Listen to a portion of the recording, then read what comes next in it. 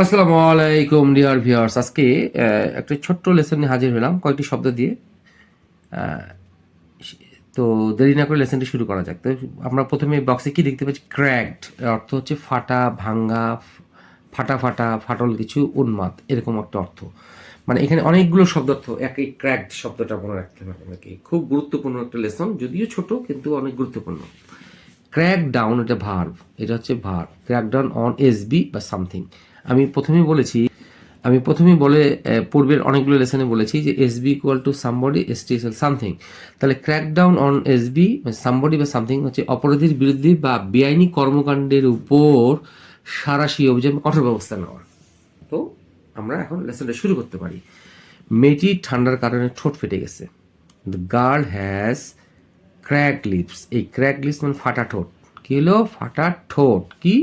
এই ডিউ হচ্ছে জন্য, ঠান্ডার কারণে, ডিউ টু কোল্ড, ঠান্ডার কারণে তার ঠোঁটগুলো ফেটে গেছে। সে তার ফাটা ঠোঁট চাটছে নরম করার জন্য। চাটার ইংলিশ।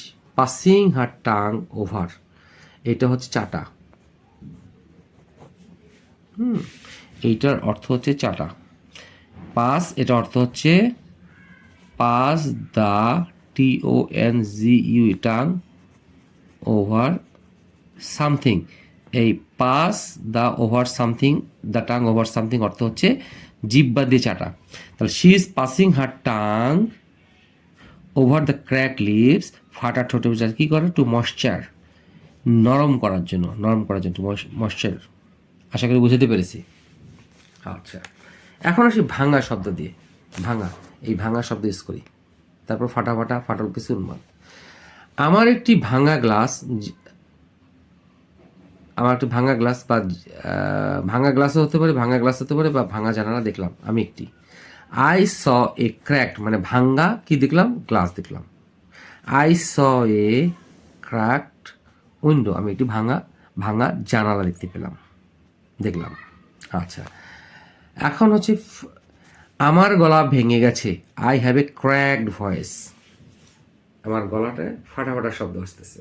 ক্র্যাকড ভয়েস, খসখসে শব্দ। I have a cracked voice অথবা I have a hoarse voice, যে কোনো একটা বলা যেতে পারে। আমি আবারও দেখানোর চেষ্টা করছি, স্ক্রিনে মনে হয় আপনারা দেখতে পাননি। আমার গলা ভেঙে গেছে, I have a cracked voice অথবা I have a hoarse voice. আশা করি বুঝতে পেরেছি। আচ্ছা, ফাটা ফাটার স্বরে বা ভাঙা স্বরে উত্তর দিয়েছিলাম। I replied in a cracked voice. In a cracked voice হচ্ছে ভাঙা স্বরে, এই ভাঙা স্বরে, ভাঙা ভাঙা স্বরে, হ্যাঁ, খসখসি গলায় উত্তর দিয়েছিলাম। আশা করি বুঝতে পেরেছি, এই ভাঙা স্বরে। যতদূর আমি জানি সে তোমার জন্য পাগল। এই ক্র্যাকড হচ্ছে ফাটল, উন্মাদ। As far, as I know, যতদূর আমি জানি, অথবা so far as I know, এটাও ব্যবহার করা যেতে পারে। He is cracked about you অথবা he is crazy about you, এটাও করা যেতে পারে। লোকটি পা ফাটাতে ভুগছে। The man is suffering from, এই ভুগার ইংরেজি কোনো কিছুতে ভুগছে হচ্ছে এই সাফার ফ্রম। ভুগছে কি? ক্র্যাক লেগস, ফাটা ফাটা পায়ের কারণে, পায়ের গোড়ালি ফেটে যায়, এই ফেটে যাওয়ার কারণে অনেক কষ্ট পাচ্ছে। এখন আসি আমরা ক্র্যাকডাউন অন এসবি বা এসটিএস সামথিং, মানে কোনো কিছু অপরাধী বা বেআইনি কর্মকাণ্ডের উপর সাঁড়াশি অভিযান। এখন 7 নম্বর 8 নম্বরটা আমরা দেখব, 8 এবং 9টা। মাদক কারবারিদের বা চোরা শিকারীদের উপর সাঁড়াশি অভিযান চালানো হয়েছে।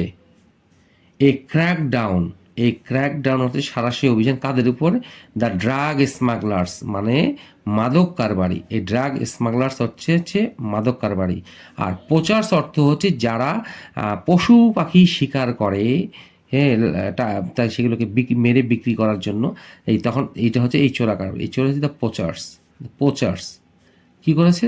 নেওয়া হয়েছে, মানে এখানে হ্যাভ বিন, না এখানে হ্যাজ বিন দিতে হবে, সরি, কারণ এই ক্র্যাকডাউনটা হচ্ছে অভিযান। তাহলে এই অভিযান দ্য ড্রাগ স্মাগলার্স, মাদক মাদক কারবারিদের উপর, অথবা এ ক্র্যাকডাউন অন চোরা কারবারিদের উপর অন দ্য পোচার্স কি হ্যাজ বিন টেকেন নেওয়া হয়েছে। যৌথ বাহিনী যৌথ বাহিনী যৌথ বাহিনী মধ্যরাত থেকে মাদক কারবারিদের বা চোরা শিকারীদের উপর সাঁড়াশি অভিযান চালাচ্ছে। এই যৌথ বাহিনী ইংরেজিতে হচ্ছে দ্য জয়েন্ট ফোর্সেস। যেহেতু এটা সাবজেক্ট বহুবচন, এই হ্যাভ স্টার্টেড শুরু করেছে, অভিযান চালাচ্ছে, হ্যাড স্টার্টেড শুরু করেছে, taking taking a crack down on the drug smugglers from mid nights. আমরা এখানে ফ্রম দ্য পোচার্স দিলে হবে, অন দ্য ড্রাগ স্মাগলার্স অথবা দ্য পোচার্স, POACHERS, এটাও দেওয়া যেতে পারে, এটাও দেওয়া যেতে পারে। এই কারণে দেওয়া যেতে পারে চোরা শিকারী। এই চোরা শিকারী ইংরেজি হচ্ছে দ্য পোচার্স। এই চোরা শিকারীদের ইংরেজিটা হচ্ছে পোচার্স। তাহলে the joint forces have started taking a crackdown on the drug smugglers, অথবা অনের পর এটা আসবে the poachers from mid night. তা আশা করি লেসনটি আপনাদেরকে ভালো মতো বোঝাতে সক্ষম হয়েছি। তো এরকম লেসনের জন্য আমাকে অবশ্যই কমেন্টস করবেন, লাইক শেয়ার কমেন্টস করবেন বেশি করে, যাতে করে আমি অনুপ্রাণিত হই এবং আপনাদের মাধ্যমে অন্যরা উপকৃত হয়। সেই প্রত্যাশায় ভালো থাকবেন, সুস্থ থাকবেন। আসসালামু আলাইকুম।